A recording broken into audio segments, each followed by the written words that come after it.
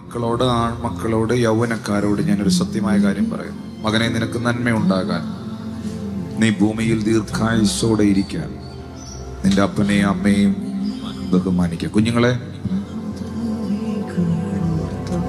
നിങ്ങളുടെ പേരൻസിനോട് നിങ്ങൾക്കൊരു ബഹുമാനം ഉണ്ടാകണം.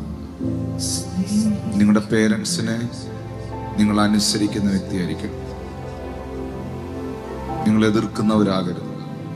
ഒബീഡിയന്റ് ആയിരിക്കണം. നിങ്ങൾക്കത് നന്മ കൊണ്ടുവരും. നിന്റെ മാതാപിതാക്കളുടെ അനുഗ്രഹം ഏറ്റവും വലിയ ബ്ലെസ്സിംഗ് ആണ്. കൂട്ടുകാർ പറയുന്നത് അന്നേരത്തേക്കുള്ളതാണ്, പക്ഷെ നിങ്ങളുടെ അപ്പനും അമ്മയും നിങ്ങൾക്ക് തരുന്നത് നിന്റെ നാളേക്കുള്ളതാണ്. നിന്റെ കൂട്ടുകാരൻ നിന്റെ ഇന്ന് മാത്രമേ കാണുന്നുള്ളൂ. നിന്റെ നാളുകളെ കാണുന്നത് ദൈവവും ദൈവം കഴിഞ്ഞാൽ നിന്റെ മാതാപിതാക്കളുമാണ്.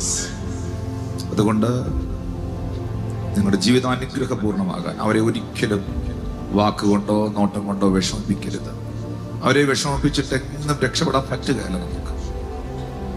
കാരണം ബൈബിൾ അതാണ് നമ്മളെ പഠിപ്പിക്കുന്നത്. കുഞ്ഞുണ്ണി മാഷ് തന്റെ കവിതയിൽ എഴുതിയ ഒരു വരിയുണ്ട്: ഗുരുത്വമില്ലാത്തവൻ എത്ര കരുത്തനാണെങ്കിലും കരുതിക്കൂട്ടി വരുത്തും അവൻ വിനകളേറെ. ഏതെങ്കിലും കുഴിയിൽ അവൻ പോയി വീണിരിക്കും, പക്ഷെ ഗുരുത്വമുള്ളവനെ ആ കുഴി ഒഴിഞ്ഞു പോകും. ഹല്ലേലൂയ. മക്കളുമാരോട് ഞാൻ സ്നേഹത്തോടെ പറയുന്നു, നിങ്ങളുടെ പേരൻസിന് നിങ്ങൾ സബ്മിസീവ്